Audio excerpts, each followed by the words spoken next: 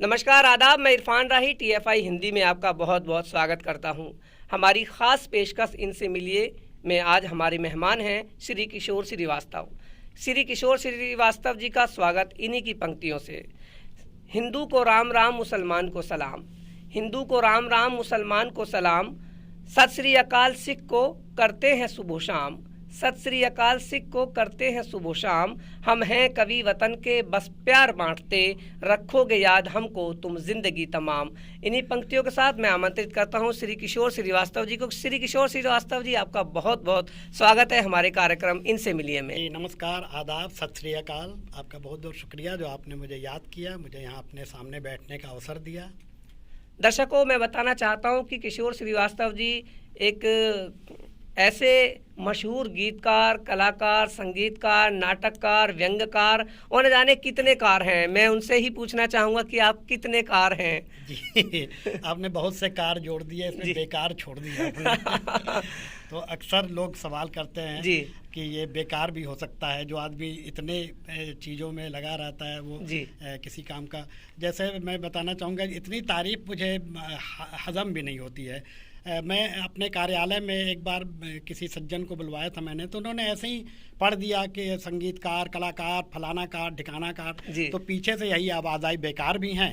और उसके बाद मेरे बॉस ने जब देखा कि ये बंदा इतने कामों से जुड़ा हुआ है तो ये दफ्तर का काम कब करता होगा, तो अगले दिन से मुझ पर काम का बोझ और लाद दिया गया कि भाई ये दिन भर संगीत और फलानी ठिकाने करता रहता है। यानी समझ लिया कि आप बेकार भी हैं। हाँ, कुछ काम मिल जाए और हो सकता है कि उसका मुझे दंड भुगतना पड़ा। तो ऐसा भी कई बार हो जाता है। बहुत सी तारीफ कई बार गले की फांस भी बन जाती है। जी किशोर जी, आप बहराइच से हैं और आप फिर दिल्ली आए, तो मैं आपसे बचपन की वो बातें जानना चाहूँगा जिससे आपका झुकाव साहित्य की तरफ और व्यंग्य की तरफ, यानी कि इतनी जो कलाएं आपके अंदर एक समाहित हैं, आप एक कलाकार के रूप में, मैंने पता नहीं कितनी आपके अंदर ऐसी प्रतिभाएं हैं जो मतलब मुझे तो हजम नहीं होती। तो उनके बारे में आप बताइए कि ऐसे गागर में सागर कैसे भर गया? जी, सबसे बड़ी बात है कि मेरा दिमाग एक खुराफाती दिमाग था बचपन से ही जी। और मुझे लगता था कि एक काम करते करते मुझे लगता था मुझे वो भी काम करना चाहिए, तो दूसरा काम शुरू कर देता था। फिर मुझे ये भी करना चाहिए, मतलब जहाँ कोई चैलेंज दिखता था मैं वो काम शुरू कर देता था, चाहे खेल का मैदान हो, चाहे संगीत का हो, चाहे साहित्य का। बचपन में शुरुआत मेरी मतलब होश हमने संभाला है, वो बहराइच ज़िले से ही संभाला है हमने होश। और वहाँ पे हम संगीत की दुनिया में बहुत छोटे थे, यानी कि जब तीसरी चौथी क्लास में पढ़ते रहे होंगे, तब से संगीत में मेरी बहुत वहाँ तूती बोलती थी, समझ लीजिए। मेरा स्कूल टाइम से ही? हाँ, स्कूल का प्राइमरी स्कूल में जब जाते थे वहीं से। तो संगीत का जो हमारा शुरुआत हुई संगीत की, वो बहुत छोटे से ही हो गई थी। उसके बाद हम गवर्नमेंट इंटर कॉलेज में आए, तो वहाँ पे बहुत सारे बड़े बड़े कार्यक्रम होते थे, प्रतियोगिताएं होती थी संगीत के, उसमें सब में अव्वल रहता था मैं। मतलब हमारी टीम या मैं गाने में, मेरी आवाज़ उस समय बहुत पतली थी, लोग मुझे जूनियर लता के नाम से पुकारते थे, तो लता के ही गाने गाता था। और स्कूल में भी, कॉलेज में, स्कूल में सब लता के मतलब पतली आवाज़ वाले गाने गाता था। और हमारे बहराइच में एक बहुत बड़ा घंटा घर हुआ करता था, उसमें होली और बहुत से ऐसे अवसरों पर बहुत बड़े बड़े कार्यक्रम होते थे। कभी सम्मेलन भी बहुत होते थे वहाँ पर, संगीत और के कार्यक्रम बहुत सारे होते थे, जिसमें लखनऊ, दिल्ली के कलाकार भी बुलाए जाते थे और बहराइच से मैं होता था वहाँ कलाकारी में। तो मेरा बहुत, मतलब आप ये समझिए कि जब बहराइच में मेरा कार्यक्रम होना होता था तो बाज़ार बंद हो जाता था जल्दी कि आज बबुआ का कार्यक्रम है, बबुआ। अच्छा। और कई बार अनूप जलोटा जी भी उस समय ऑर्केस्ट्रा में गाते थे, लखनऊ से आते थे, उनसे एक तरह का कंपटीशन भी हो जाती थी, कई बार नोक झोंक भी हो जाती थी, क्योंकि स्वाभाविक है कि मैं बहराइच का था, बच्चा था, तो लोग मुझे ज़्यादा प्रोत्साहित करते थे, ज़्यादा मेरा हौसला बढ़ाते थे। तो कई बार ऐसी भी स्थिति आती थी कि जो ऑर्केस्ट्रा वाले आते थे वो अपना सामान लेके हट जाते थे कि भाई इसको ही सुनना है तो इसी को सुनिए। तो वो वही दौर देखा है जब 10-15 हज़ार की भीड़ में गाते थे। नेपाल के लोगों के, नेपाल में जो कार्यक्रम होते थे, लखनऊ में या आसपास के जिन शहरों में बड़े बड़े चैरिटी शो वगैरह होते थे उसमें बुलाया जाता था। उस समय क्या क्या पेशकश होती थी आपकी? छोटी सी पेशकश हमारे दर्शकों को। नहीं, पेशकश क्या, उस समय तो लता की आवाज़ में जैसा बताया जाते थे। हाँ। जैसे कोई भी गाने, पाकीज़ा वगैरह के गाने उस समय खूब चलते थे। और वैसे भी गाने जैसे मेरा नाम जोकर फिल्म आई थी तो उसका गाना तो मैं थोड़ी सी एक्टिंग करके गाता था। जी। जीना यहाँ मरना यहाँ, जिस समय तो बेशक पतली आवाज़ थी और थोड़ी एक्टिंग करता था। तो उस समय क्या होता था कि कलाकार इतने होते नहीं थे, अंधों में काना राजा समझ लीजिए कि मैं होता था। तो बहराइच में इकलौता गाने वाला था, तो मेरी हर अदा पे लोग मुग्ध होते थे। और एक एक गाने पे बड़े बड़े सेठों की लिस्ट आती थी, फरमाइशें आती होंगी। फरमाइशें आती थी और इनामों की लिस्ट आती थी। अच्छा। सूची फलाना सेठ कितने रुपए, मतलब उस समय भी समझिए 21, 11, 51, 101 तक, जो आज से 45 साल पहले की बात। तो मुझे ऐसा होता था पहले तो 2 रुपए की भी आवाज लगाई जाती थी। हाँ बिल्कुल, मगर वो लिस्ट पूरी आती थी। एक एक गाने पे 15-20 सेठों की लिस्ट। हमारे इन साहब ने या ये 2 रुपए का इनको इनाम दिया है, इनका प्रतिभा, इनका उत्साह बढ़ाया है, इस तरीके से। और जब इनाम की मेरी झोली भर जाती थी, 200-400 इकट्ठे हो जाते थे, तो कई बदमाश भी मेरे पीछे लग जाते थे उनको हथियाने के लिए।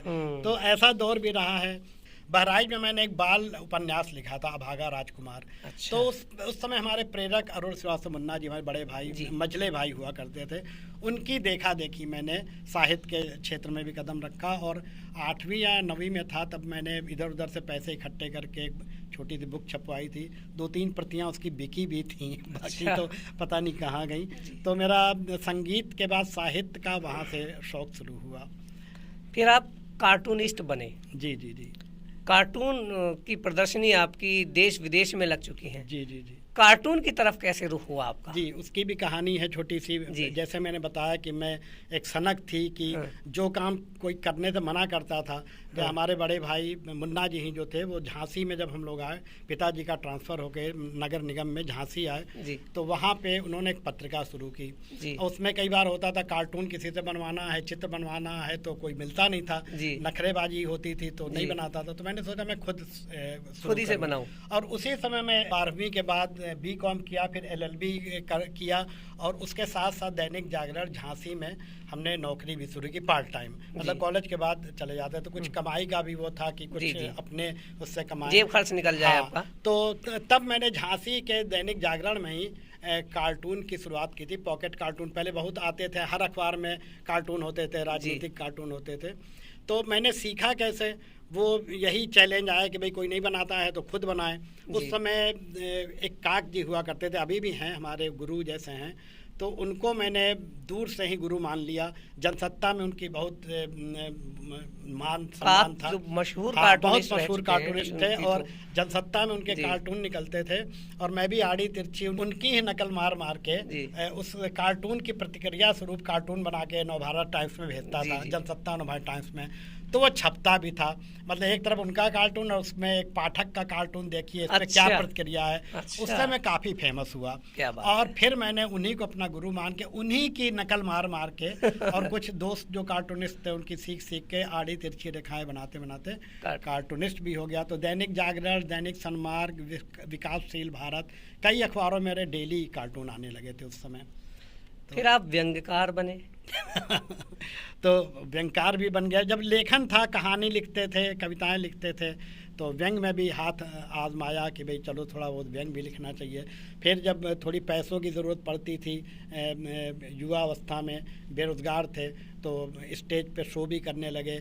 गाने के अलावा मिमिक्री हुई, एंकरिंग हुई, कॉमेडी वगैरह करने लगे। तो ये सबसे थोड़ी बहुत इनकम हो जाती थी। और वो उस ज़माने में पत्र पत्रिकाओं से भी काफ़ी पैसा मिल जाता था। बेशक बहुत कम अमाउंट होता था, परंतु चूँकि रेगुलर छपता था, मतलब डेली हमारे कॉलम छपते थे कई अखबारों में, तो उस से हमारा जो महीने का जो होता था, हमारा काम चल जाता था। मतलब जो हमारे और शौक थे, जैसे हम लोग कई सारे कार्यक्रम करते थे, चैरिटी शो करते थे। एक बार आंध्र प्रदेश में तूफान आया था, उसके सहायतार्थ कार्यक्रम किया। तो ऐसे छोटे छोटे कार्यक्रम, वो पैसे हम उन सब में लगा उस देते वक्त थे। कुछ ऐसा क्रेज भी होता था कि हम उस मंच का मतलब बोलबाला था जी, उस जी, दौरान। बिल्कुल, बिल्कुल। तो ऐसे चैरिटी कार्यक्रम होते थे कि हाँ। भाई हम उनके उनके अनुदान के लिए, जी, जी, जी, उनकी जी। हेल्प के लिए ऐसे हाँ, कार्यक्रम कर रहे हैं। और 10वीं 12वीं में थे तभी बहुत बड़े बड़े कार्यक्रम उन्होंने किए। जी। और पूरा शहर हम लोग को जानता था। उस समय तो कोई टिकट उकट होता नहीं था। 2 रुपये, 1 रुपये, 4 रुपये मोहल्ले से और पूरे बाजार से इकट्ठा करते थे हम लोग। दिन में मंच सजाते थे, धूल में सन के गंदे संदे होके मंच सजाते थे, और बाद में नहा धो के आके गाना गाते थे मंच पे खड़े होके। कभी पिताजी की या बड़े भाई की डांट पड़ी इस दौरान, इस पूरे सफरनामे में? देखिए, इस मामले को लेकर तो नहीं पड़ी है। अच्छा। गुरुजी जरूर, हमारे संगीत के जो गुरुजी, कई बार उन्होंने कुटाई की है। अच्छा। कभी सुर से बहक जाते थे या अच्छा। प्रोग्राम सही नहीं, हालांकि आते तो हमेशा प्रथम ही थे हम लोग। अच्छा। मगर ये था कि कभी उसके हिसाब से परफॉर्मेंस नहीं होता था, तो गुरु जी एक आध जड़ देते थे। वैसे प्यार से जड़ते थे, मारते नहीं थे। और उस संगीत वैसे भी गुरु की मार तो बहुत काम की और होती है। संगीत का फायदा मुझे ये मिलता था कि लाख मैं कोई शरारत कर दूं जीआईसी स्कूल में, कोई टीचर मुझे मारता नहीं था। और आपको आश्चर्य होगा कि हमारे कुछ टीचर, एक उसमें हमारे प्रिंसिपल भी बकरुद्दीन अली हुआ करते थे, और वो हमारे एक टीचर बहुत ही प्यारे टीचर थे, उनका नाम मैं भूल रहा हूँ। तो वो कुछ ऐसे टीचर थे जो अगर पूरे क्लास को किसी वजह से दंड देना होता था, तो वो, मैं यहाँ बैठा हूँ तो वो मेरे आगे से मारना शुरू करते थे बच्चों को। और घूमते घूमते जब मेरे पास नंबर आते आते घंटी बज जाती थी, और मैं बच जाता था। तो ये उनका प्यार था हमारे कला के प्रति, या हमसे इतना लगाव था कि कभी ऐसी, बेशक मैं शरारती बहुत था, परंतु ऐसी कभी स्थिति नहीं आई। हाँ, एक बार ज़रूर मैं बताना चाहूँगा कि एक बार क्लास खाली था, तो कुछ बच्चों ने कह दिया भाई किशोर गाना गाएंगे, तो बहुत ज़िद किया, तो मैं गाना गाने लगा। इस बीच एक हमारे अंग्रेज़ी के टीचर थे, वो गुस्से में आ गया कि भाई क्लासरूम में गाना कौन गा रहा। जैसे ही आया तो उन्हीं बच्चों ने जिन्होंने मुझे उकसाया था गाने के लिए, उन्होंने ही मेरा नाम ले दिया कि ये गा रहे थे। अच्छा। तो उस समय उन्होंने 2-4 मतलब हाथ लगाया मुझे, मगर ऐसा कभी नहीं हुआ कि मुझे कभी पिटाई पड़ी हो। पढ़ने में औसत थे, बहुत टॉपर नहीं थे और या बहुत निचले स्तर पे नहीं थे, मगर ये था, माँ बाप का ये कहना था कि कुछ भी करो, पढ़ाई का नुकसान नहीं होना चाहिए। तो घर से बराबर मेरे पिताजी, माताजी, बड़े भाई बहनों का पूरा सहयोग और समर्थन मिला मुझे। तो कुछ तो हमारे दर्शकों को ऐसा सुना दीजिए उस ज़माने का जो आपका बहुत पॉपुलर रहा। देखिए, उस ज़माने की तो कोई चीज़ ऐसी है नहीं कि हम उसको सुनाएं, क्योंकि बचपन की बातें हैं और अभी मैं उस आवाज़ में गा भी नहीं सकता हूँ, है ना। मगर यह है कि हाँ, करते रहते थे। फिर जब साहित्य की दुनिया में आए और फिल्मी गाने गाने लगे, मिमिक्री वगैरह करने लगे, तो एक दुनिया बदल गई थी। आपके पसंदीदा गायक कौन कौन है? देखिए, मैं सभी गायकों, विशेष रूप से मैं पुराने गायकों को पसंद करता जैसे हूँ। आजकल के गायक तो पता भी नहीं चलता और मैं उनको फॉलो भी नहीं कर पाता हूँ। अच्छा। जैसे मुकेश हैं, तलत हैं, हेमंत हैं, तो मैं इनकी मिमिक्री भी करता था। अच्छा। हाँ, और ये रफ़ी हैं, लता जी के गाने तो गाते ही था। जी। तो इनकी आवाज़ में भी मैं उस समय जब युवावस्था में था तो स्टेज पे शो करता था, तो कोशिश करता था कि इनकी आवाज़। आपने बहुत से फिल्मी गानों की ऐसी तैसी भी की है। जी। अपनी आवाज़ में, अपने अंदाज में, मिमिक्री में, तो वो भी हमने मंच से आपको सुना है, पूरा लाइव देखा है। तो उर्दू से जो लगाव आपका, लखनवी अंदाज जो वहाँ पे आप रहे, तो जाहिर सी बात है लखनऊ की नफासत और नज़ाकत आपने ज़रूर वो ली होगी लखनऊ से। जी बिल्कुल। हालांकि वो कोशिश कामयाब नहीं हुई, क्योंकि हमारी पैदाइश है बिहार की जी, और बेशक हम बिहार में रहे नहीं हों, मगर मोहर तो बिहार की लगी है जी। तो जब मैं बहुत कोशिश करता हूं कि लखनवी अंदाज में बोलूं या लोगों को अपनी विशेष शैली से प्रभावित करूं, तब भी कोई ना कोई बोल देता है बीच में कि बबुआ का बिहार के हो। अच्छा। तो इस स्टाइल से पकड़ में आ जाता है। अच्छा। हालांकि कोशिश करते हैं कि ऐसा मतलब सीखने की बहुत कोशिश करते हैं जी। कि अच्छी हिंदी बोलें, अच्छी उर्दू भी हमें आ जाए। दिल्ली में आए आप, नौकरी की आपने। जी। सबसे पहले दिल्ली में आके क्या, किस चीज़ का सामना करना पड़ा, किस मुश्किल का या आसानी? दिल्ली में आके मेरी सरकारी नौकरी लगी थी अच्छे मंत्रालय में, कृषि मंत्रालय के विभाग है विस्तार निदेशालय, उसके संपादकीय विभाग में मेरी नौकरी लगी थी। और उस समय चूँकि हम लोग झांसी के जो हमारे आसपास के लोग थे वो अखबारों में काम करते थे या वहाँ कोई प्राइवेट उसमें काम करते, तो वहाँ के लिए थोड़ा अजूबा था कि किशोर की केंद्र सरकार में नौकरी लगी है।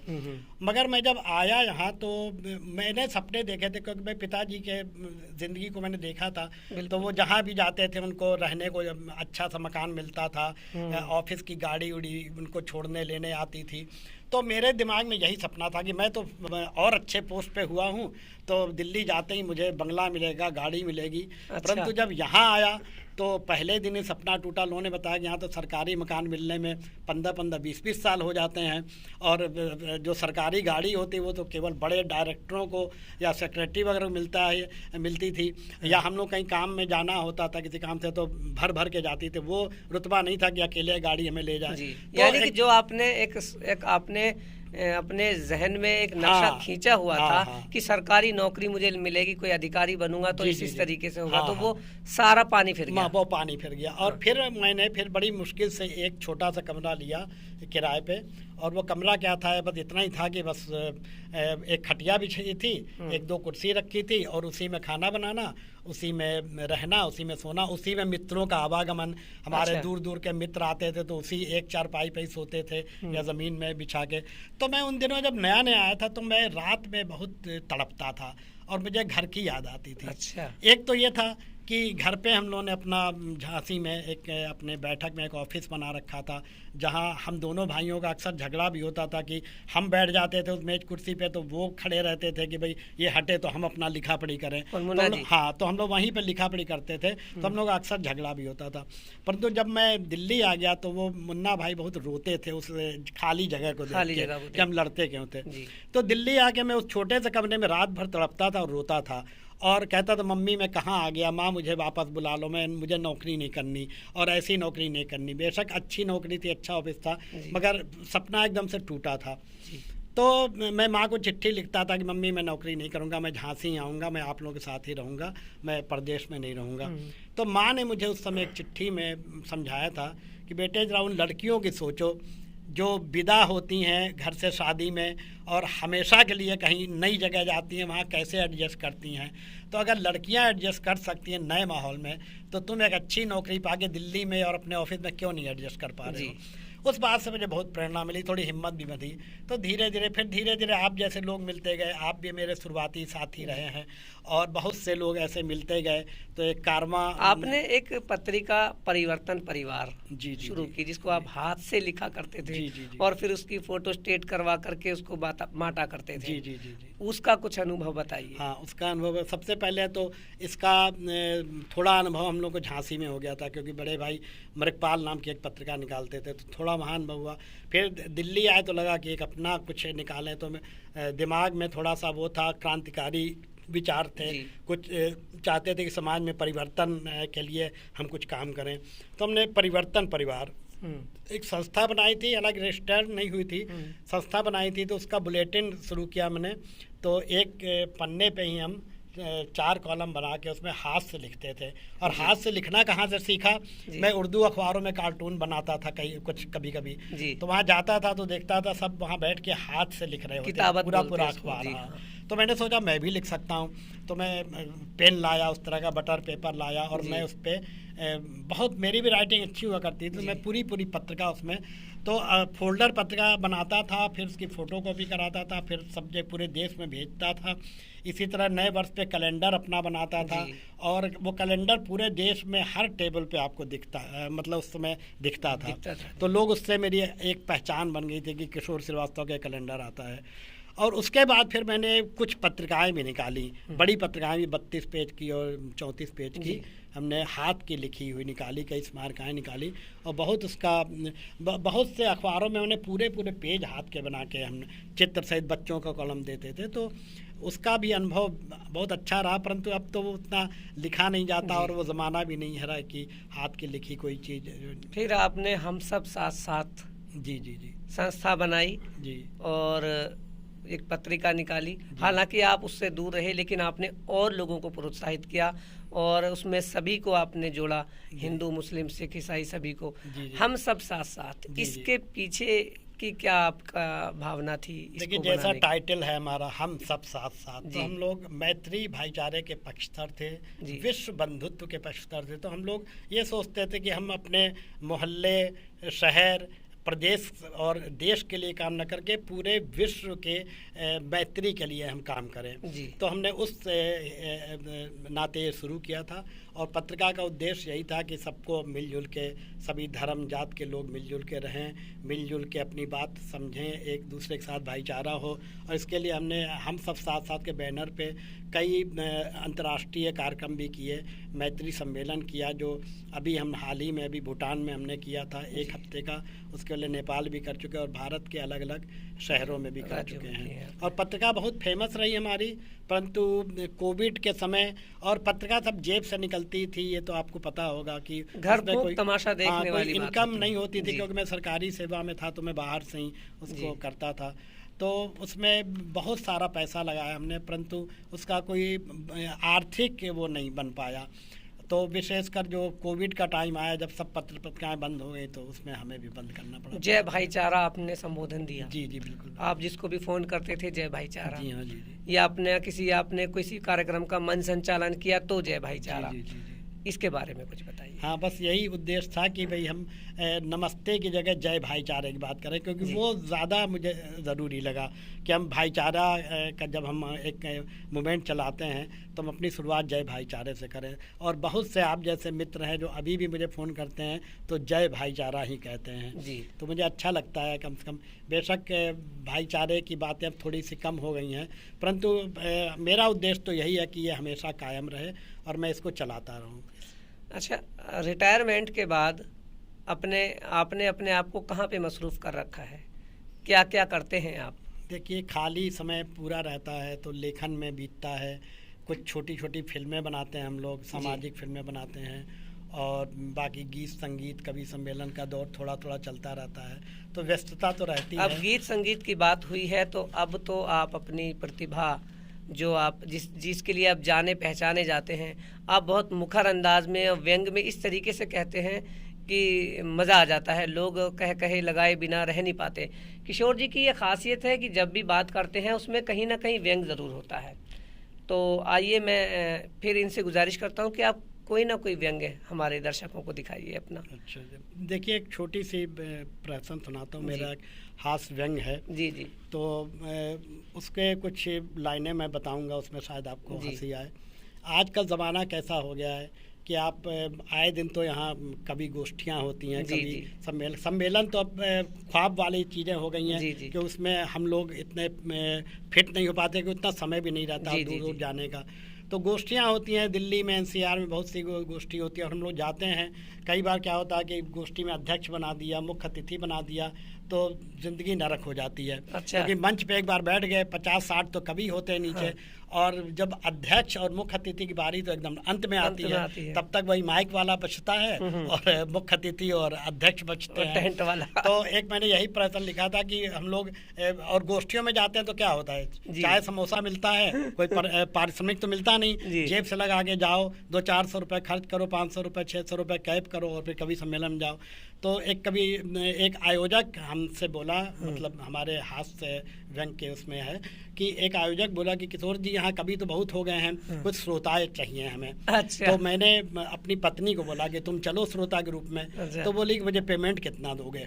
तो हमने कहा ये बताओ, अच्छा जी। हम तो वहाँ चाय समोसे पे जा रहे हैं, और तुम्हें कुछ करना भी नहीं, कि सुनने चलना है, तो तुम्हें पेमेंट मांग रही हो। तो बोले नहीं, जिस चीज़ की कमी होती है उस चीज़ के दाम बढ़ जाते हैं, तो बाजार का नियम है। तो फिर मैंने आयोजक को फ़ोन किया, भाई ऐसा एक श्रोता पकड़ में आया है और वो पेमेंट मांग रहा। अच्छा। तो उसने बार्गेनिंग की, कितना मांग रहा, तो इनसे पूछा तो उन्होंने कहा 2000 रुपये। फिर उससे हमने आयोजक से कहा भाई 2000 मांग रहे, बोला कुछ कम करवाओ, हम उसका सम्मान भी कर देंगे। तो हमने कहा तुम हमारा सम्मान कभी का नहीं करोगे, उसका करोगे, श्रोता का। तो बोले भैया वो ज़रूरी आदमी है, तुम तो आ ही रहे हो, तुम तो आओगे ही। तो बात अंत में 1000 रुपये तय हुई, मेरी पत्नी गई साथ में, और उसका सम्मान भी हुआ, और मुझे वही चाय समोसे और पकोड़े भी रहना पड़ा। तो ऐसे भी हास्य के क्षण कई बार हो जाते हैं। और एक छोटा सा मैं बताना चाहूँगा, बहराइच की घटना। हम लोग हाथ से ही है, हालांकि वो सच्ची घटना है। हमारे यहाँ घर पे क्या होता था, पिताजी चले जाते थे ऑफिस में, तो ऑफिस दूर था, 2-3 किलोमीटर 4 किलोमीटर पे होगा। अब घर पे कोई मेहमान आता था तो ये होता था कि भाई घर में कोई लिख देता था पर्ची पे कि फलाने दुकान से इतनी चीज़ें ले आओ। एक वहाँ पे रेस्टोरेंट था तो वहाँ से समोसे, कचौड़ी, चाय वगैरह आ जाते थे। या कभी डैडी घर पे भी होते थे तो बच्चों को भी भेजते थे, लिख देते थे भैया 10 आलू चाप, 10 समोसे। तो एक दिन हम लोग को आइडिया सूझा बढ़िया। अच्छा। तो पिताजी तो ऑफिस में थे और 4-5 बच्चे स्कूल के इकट्ठे हो गए, तो बोले यार कुछ खाने का मन हो रहा, महक आ रही उस दुकान से समोसे की और कचौड़ी की। तो हमने डैडी की तरफ से, पिताजी की तरफ से लिखा कि 6 आलू चाप भिजवा दो। अब गए, एक बच्चे को पर्ची दे दी, अकाउंटेंट साहब नीचे लिख दिया। वो जानता था कि भाई घर से कोई आएगा तो उसने दे दिया। 6 आलू चाप दे दिया। हम लोगों ने चाप लिए फटाफट सब 5-6 दोस्तों ने छाप लिया। उसके बाद मन भरा नहीं और दिमाग तो शैतान का घर होता ही है, खाली दिमाग। तो फिर उसने कहा यार समोसे भी खाना है, उसकी भी वो पर्ची बनाओ। तो वो भी पर्ची बना दी, 6 समोसे अकाउंटेंट साहब के यहाँ। वो लेके आ गया, 6 समोसे भी खा लिए। जब तीसरी बार वो कचौड़ी के लिए, तब वो जो सेठ जी थे उनका दिमाग थोड़ा ठनका कि ये अकाउंटेंट साहब इतने भूखे क्यों हो गए आज कि मिनट में पर्ची भेज रहे हैं। तो जब लास्ट में जो लड़का गया उसके साथ उसका कान पकड़े हुए वो घर तक गया, होटल वाला, रेस्टोरेंट वाला, और पूछा तो घर वाले दंग रह गए, बोले यहाँ तो कोई मेहमान भी नहीं आया है और कोई ऐसी ज़रूरत नहीं थी। तब पोल पट्टी खुली तो कुटाई हुई घर में खूब। और एक छोटा सा और ऐसे ही है, शरारती थे ही, बचपन के किस्से ऐसे बहुत थे। तो उसमें क्या था कि मेरे पड़ोस में बहुत बच्चे रहते थे, लड़के लड़कियां। उस समय कोई हम लोग का कोई जेंडर कंसर्न होता ही नहीं था, कोई लड़की है तो उसके साथ नहीं, मतलब खूब मस्ती खेल कूद होता था। तो एक हम लोगों ने बारात आते हुए देखी शादी की, उसका कुछ सीन देख लिया। तो हमने मम्मी से कहा कि मम्मी हमें भी दूल्हा बना दो। तो डांट पड़ी, भाई तुम दूल्हा भी कहाँ से बन जाओगे, तो बच्चे हो। तो एक दिन सब घर वाले फिल्म देखने गए थे। इस बीच हम लोग की शरारत सूझी, मैंने उस लड़की को बुलाया और अपने मुन्ना भैया को बुलाया और 2-3 और दोस्तों को बाराती बनाया, लड़की को दुल्हन बनाया और खुद बन गए दूल्हा। और हाँ, खुद दूल्हा बन गए और मुन्ना भैया पंडित जी बन गए। अच्छा। और उसके बाद वो घर से वो सिंदूर ला के मैंने उसकी मांग भर दी। तो ये शादी का दृश्य हो ही रहा था कि किसी लड़के ने जाके वहाँ शिकायत कर दी। फिल्म छूटी होगी तो रास्ते जाके शिकायत कर दी, वहाँ तो मांग में सिंदूर भरा जा रहा। तो अब सोचिए, पंडित जी तो भाग गए, दूल्हे दुल्हन पकड़े गए, उनकी खूब पिटाई हुई। तो ऐसा अक्सर होता था, जो घटनाएं व्यंग में बदल जाती है, हास्य में बदल जाती हैं। किशोर श्रीवास्तव जी बहुत अच्छी कविताएं भी करते हैं। किशोर जी हमारे दर्शकों को कुछ कविताएं सुनाइए अपनी। पहले तो अपने बारे में 4 लाइनों में बताना चाहूँगा जी। नहीं रिश्तों का मैं कोई कभी व्यापार करता हूँ जी। नहीं रिश्तों का मैं कोई कभी व्यापार करता हूँ, गले से जो भी लग जाए उसे आभार करता हूँ, गले से जो भी लग जाए उसे आभार करता हूँ। मगर मैं मानता हूँ एक मुखौटा है मेरे मुख पर, मगर मैं मानता हूँ एक मुखौटा है मेरे मुख पर कि जिससे दुश्मनी होती उसे भी प्यार करता हूँ, कि जिससे दुश्मनी होती उसे भी प्यार करता हूँ। तो ये मैं अपने बारे में।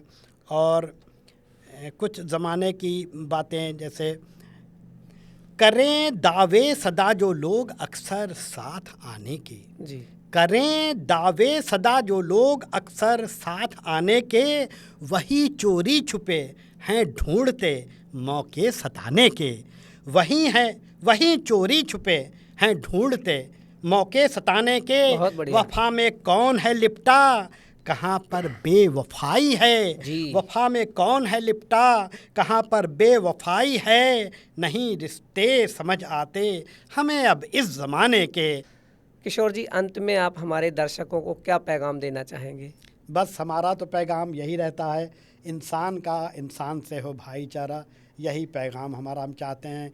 हम जो भाईचारे की भावना से बचपन से बंधे रहे हैं, कौमी एकता के गाने गाते रहे हैं, वो हम हकीकत में भी उसका हम सामना करें और अनुभव करें और सब मिलजुल कर रहें।